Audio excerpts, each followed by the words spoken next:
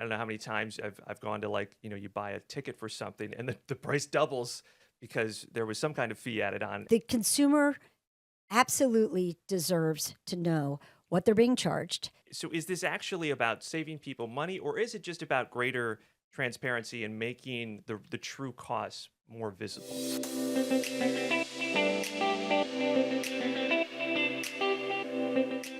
Hidden fees are everywhere, and whether you're renting an apartment, maybe you're buying concert tickets, booking a hotel room, those extra fees, can add up very quickly here. Consumer advocates call them junk fees, and there is a growing push to crack down on them at the local level, the state level, as well as at the federal level. I'm your host, Josh Sidorowicz. This is the In Your Corner podcast from CBS News Philadelphia, and today we are digging into the real impact that these charges are having on family budgets and what you should know as a consumer. Philadelphia City Councilmember Landau joining us here today to discuss her proposal, which she says will lower some of the upfront costs that renters face here in the city. We're going to talk more about that and also the bigger issue here, which is that growing fight over junk fees and what it means for consumers everywhere. Councilmember Landau, thank you for joining us. Thank you so much for having me. When we're talking about junk fees, I feel like this is a term that has entered the lexicon here, especially in the past few years. How do you define junk fees? What kind of charges are we talking about here? For me, junk fees, it's like an umbrella term, but it really does cover any of these convenience fees that pop up when you're trying to pay a bill or pay a fee or a fine online. And there's never a description about it, right? You have to pay a fee. It might be $100, and suddenly they're tacking on $5 as a convenience fee, and they don't tell you why. These have been popping up so much more often as we have moved towards an electronic payment society, right? There's folks who always paid by check who are now moving to online payments. And the fact that they are charging these fees every month doesn't even make sense. And the consumer has no idea why. Well, and it's very generic, right? And you're like, well, what is this fee for? And I don't know how many times I've gone to, like, you buy a ticket for something and the price doubles because there was some kind of fee added on after the fact that wasn't shown up front. Right. Well, we're at a time now when things are just so much more expensive. This affordability crisis that we're in Philadelphia means that every dollar counts, and we're trying to keep every dollar in people's pockets. These convenience fees are growing. They're expanding where they are. And what people really think is that they shouldn't have to pay to pay. They shouldn't have to pay another fee to pay the bill or to get the tickets online because there's not an easy option for them to do it in person. People feel very stuck. It's almost like a funnel. They've been pushed into this one area, this one portal. They must pay their bills in, especially for housing and rental housing. And then there's fees associated with it, and they don't have another option. And they're just growing during a time when the world is getting so much more expensive for all of us. And I really want to do my best to curb it the best I possibly can. I think you kind of hit on it already here, but why all of a sudden has this become such an issue that it feels like they are everywhere? It's amazing to me because we used to have more humans doing this work and we didn't have these fees. Now you have to pay electronically, which is not a human, and suddenly there's a cost associated with it. It's really amazing. This doesn't, there are fewer salaries happening and being paid when you're going to an ATM or when you are going to, when you're paying online for your rent than there are if there were humans there. We want people to have jobs, and now we're actually even paying a fee. The argument that I do hear, though, and kind of the push back against the pushback, I guess, here is, well, this is simply the cost of doing business now. The businesses need to pay the surcharge that the credit card charges. This is just kind of part of the ecosystem. Well, locally in Philadelphia, I wish I had jurisdiction to take on the credit card companies' fees, but that is unfortunately not a local jurisdiction issue. What we can control, the most companies pass on the credit card processing fee to the consumer. But what we're talking about here are fees in excess of that. So many times you're paying a bill and you're going to pay the credit card processing fee, whatever has been negotiated by that business and the credit card company, but plus some other amount, another $5, another $3, another something. It's not explained, and consumers don't know what they're being charged and why. I feel like, too, it also has made it really difficult for people like me. I like to comparison shop. When you don't necessarily have the real price that you're looking at up front, right? I mean, taking away kind of some of the few tools that we have as consumers to try to find the best deal, or when you're looking at rents across the board, right? All of these little charges that will add up then after the fact. Absolutely. I've been saying this when I've been doing my housing work.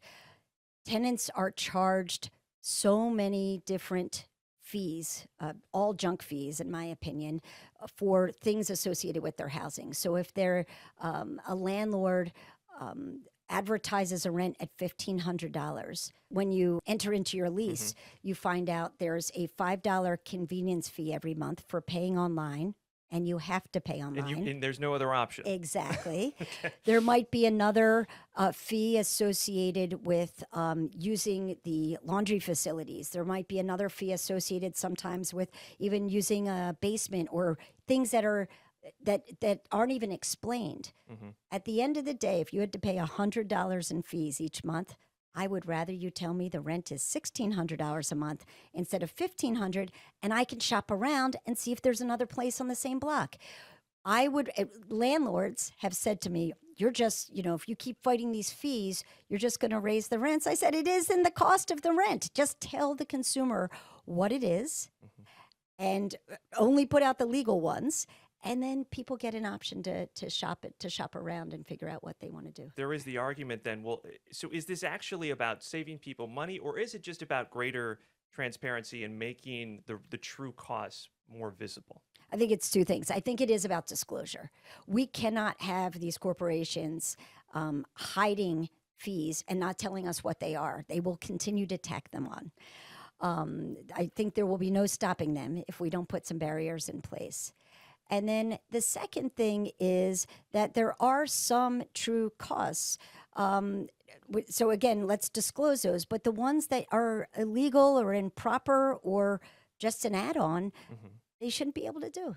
And they have to give people free options, and real free options, in order to pay bills and pay their rent.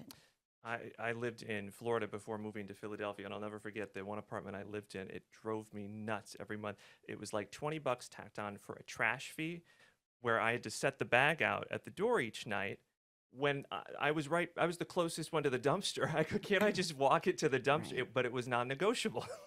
It is really, and I don't know if you knew that before you signed your lease, but I that is probably didn't pay attention. right. It's just, it all needs to be disclosed. It should be listed in the beginning. This is what you're paying, and let's add it up for you, and then you can see what your rent really is. Or to your point, when you're looking at the available units online and it shows the monthly payment, put the $20, $25 in there, so at least I can see and budget that in up front, right? Walk me through a little bit about this proposal that you have here in Philadelphia that you've introduced in front of council. Sure. Well, let me start by telling you this is kind of like my second time at trying to control some of these fees, at least when it comes to housing. I passed last session a move-in affordability plan that included capping application fees in rental housing at $50 per application or its cost. And landlords are only now allowed to charge that once, even if they own multiple buildings. Landlords were charging over $100 per application, and if they owned 4 buildings and you applied to all 4, they wanted $400 from you, even though they have all of your information and didn't need to do that. So I already took my first stab at this. That passed. It is law. We've really been working to implement that very well, and I think it's the first time that we've really started to control this market of these junk fees that are coming up in housing and so many other places. So now I'm back, and with a larger round two. Larger issue of junk fees, in a sense that this doesn't just affect people who are paying their rent every month. It affects folks who are paying their parking tickets, buying tickets to a show, a variety of other things throughout Philadelphia. But the important point is that these convenience fees are not explained; they're not disclosed in the housing field. Tenants are rent a place. They are basically told they have to pay through an online portal. Mm-hmm. Then the online portal charges them every single month. And there's no other real option. Some places have another option. It says, well, you can always put a check in the mail. But most people are not using checks The nowadays. last time I wrote a check, Councilmember, yeah. I got it, and it's a generation Yeah. thing. Trust me, the younger folks, they don't like, what's a check? Because of that, I've introduced legislation to really start tackling the whole issue of junk fees. People should not have to pay to pay. It is this legislation will make sure that there is a free alternative to paying that is also online. So maybe this is the ACH check. At the bottom of every check is a whole series of numbers. Mm-hmm. If you give those numbers to your landlord or to something that you're paying every single month, they can take it out of your bank account for free. Absolutely for free, and it's electronic. And those are the kinds of options that I want people to be able to have. If this means you're saving $5 a month, that is fantastic, right? Adds up. That's not nothing, right? So, and sorry here, just to be clear, so this piece of legislation, we're talking broader, even just beyond housing and rental fees. These are kind of convenience fees online across the board that this is targeting? Absolutely. It will make sure that companies have to disclose what the fee is for, that if they are unnecessary convenience fees, that they are curtailed to a degree, and that also that there's always going to be a free option online for any of this. How does that work? What is the city's jurisdiction then over that? What companies can this actually apply to? We are trying to incorporate every avenue that we can. So I'm certainly thinking as expansive as possible, but the city has the authority to regulate businesses. We do it in so many different ways. There's ways in which we've in the past controlled businesses by telling them people aren't allowed to smoke inside.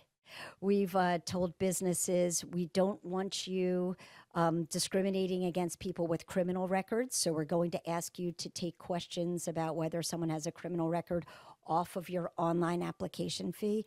There are many ways in which we do this all of the time already. And again, I just passed a law that capped application fees for landlords and ensured that they can't charge it for when they own multiple housing units. Same thing here. We are saying if you are going to charge a convenience fee, you've got to disclose what it is, what it's for, and it can't exceed the cost of the fee. If, for example, it is for a credit card processing fee, tell the consumer that, and then charge only the amount you are being charged. And also give people a free alternative that they can pay. What's some of the feedback that you've gotten maybe so far from businesses or landlords on these proposals? We're talking to a lot of people. We're spending the whole summer talking to business organizations and entities about this. So far, they're just talking about it generally. Philadelphia would not be the first in doing this. There's other jurisdictions around the country that have tackled this. So I think right now we're in the conversation phase. Usually when we get closer to votes on bills is when things heat up. What do you say to businesses or landlords who are going to come back and argue, well, we are just simply charging what we need to make up for the costs of doing business? I think the question, first of all, is what's the cost? You haven't told us yet. I know that from all my discussions with businesses, each one of them, I've talked to a lot of restaurants in particular about this. Each restaurant is negotiating with credit card companies as to what the fee is. It's not across the board. It could be 3%, it could be 4%, but we as the consumer don't need to guess that. You need to tell us legitimately what the cost is, and if that's one that can be passed along and we would pay it, but don't charge more. And don't charge more when there is no cost, for example, of potentially taking your rental payment online. And a lot of them are increasing and are becoming just prohibitive for folks. We've talked about this, getting tickets to a show, getting very expensive convenience fee for that. What is it? Is it a credit card processing fee? I don't know. I'm not sure. It seems extremely high for that. I don't think so. And it's, sometimes there's an alternative of showing up in person during a certain time. It's not always accessible for folks, especially now where people are working from home, and there's got to be another alternative. The Philadelphia Parking Authority, you pay your ticket, you got a ticket. That stinks. Yeah. You pay your ticket. Now you're paying a fee. I was going to say, but there's still going to be a fee on top of that, right? The water I department. hear about that all the time from people. The water department. You pay your bill. You gave me a bill. I'm doing the right thing by paying my bill, and you're charging me a fee to pay my bill. So they would be impacted under this legislation. Yes. When you're looking at this proposal, especially when we're talking about, well, I guess not just renters, but just across the board. I mean, who do you feel stands to benefit the most from having measures like this if they do pass? I think that's the folks who are harmed the most by having these junk fees associated with their payments. So these are low-income Philadelphians, folks on Social Security or limited incomes. These are, it's mostly Black and brown Philadelphians, people who really are living paycheck to paycheck, feeling the rising costs right now, who are just really just hit in the face by these junk fees every time they see them. We've seen examples already at the federal level, taking on Ticketmaster and some of these ticketing companies, airlines and some of the junk fees and add-ons. So we're certainly seeing this broader shift, at least toward, again, maybe not eliminating these costs, but at least increasing the transparency around what they're for and why they're being charged. The consumer absolutely deserves to know what they're being charged so they can make decisions. And some of this might be, the water department, you have to pay your bill every month. So there should be a free, easy alternative. But for other areas, whether it's tickets to a show or something like that, it becomes cost prohibitive for people to buy their tickets and to pay these excessive fees online. They should know what the fees are up front, and it should be the true cost of the fee, and it also should not be excessive beyond any amount that is legitimately being charged to the business that they're passing along to you. I know as a consumer, it's just so frustrating. And, aside from having people pushing for policy changes, I sit back and I go like, well, what can I do as a consumer in the meantime to, I don't know, try to protect myself, empower myself? I mean, any advice? I think for me, anytime I can do the free alternative, I do it. It is, why are we paying extra to an unknown entity? Sometimes, why are we paying extra to an unknown corporation when we can get the tickets or the service or pay the bill for free? And there should be a free alternative every single time. It's, for people who just want the ease of doing it and they don't care about the cost, fine, do that. But you should know what the cost is, and it should be the true cost. For everybody else who wants to avoid paying those fees, there's got to be a free alternative so that people can do this in a way that there's not the extra harm. This is sticker shock right now. People cannot afford groceries. They can't afford diapers. They can't afford to put gas in their car. Why are we paying $5, $7, $10, $15 more for these fees? We don't even know what it's for. Well, Philadelphia City Council member Landau, we appreciate your time. Appreciate you talking to us about this issue that is affecting so many of us, and look forward to hopefully having you back here. Thank you so much. Appreciate you.